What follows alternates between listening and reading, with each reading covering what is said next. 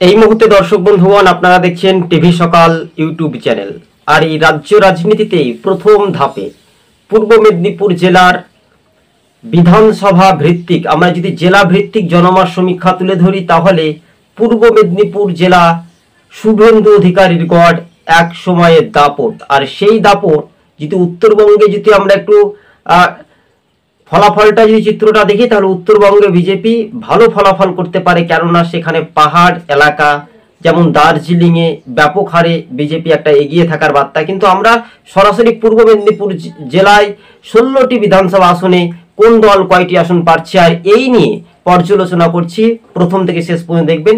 সম্ভবত বিজেপি 10টি আসনে এগিয়ে থাকতে পারে এমনটাই বুথ ফেরত জনমত সমীক্ষায় বলছে, এবং রাজ্যের শাসক দল তৃণমূল কংগ্রেস 5টি আসনে এগিয়ে থাকতে পারে সম্ভবত, এবং হলদিয়া থেকে বামেরা 1টি আসন জয়লাভ করতে পারে সম্ভবত, এগিয়ে থাকতে পারে। কিন্তু ভোটাররা কি আদতে সেই প্রচেষ্টায় কি ভোট গ্রহণ করাতে দিতে পারবে, এটার উপরে বিশেষ বার্তায়। কিন্তু ধর্মীয় মেরুকরণের রাজনীতি হচ্ছে না তো, কোথাও একটু সমীকরণটা পাল্টে যাচ্ছে, কোথাও ভোটারদের। কিন্তু আমরা যদি দেখি এই যে ভুয়ো চাকরি দুর্নীতির কারণে কতটা সরব হচ্ছে বিরোধী বনাম শাসক রাজনৈতিক দলগুলো, আর এই বিষয় নিয়ে টিভি সকাল ইউটিউব চ্যানেল আপনাদের সঙ্গে আমরা প্রতিবেদনটি তুলে ধরেছি।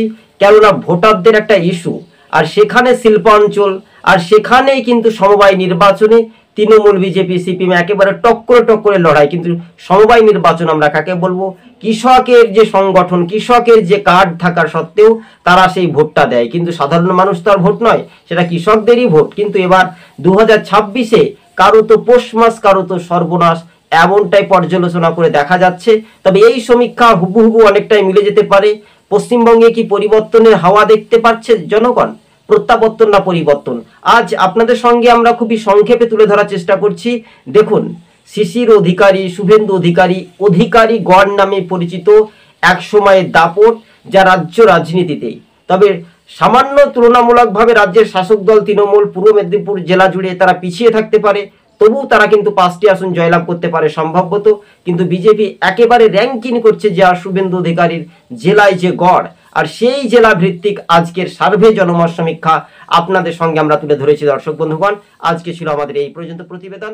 যারা ভিডিওটি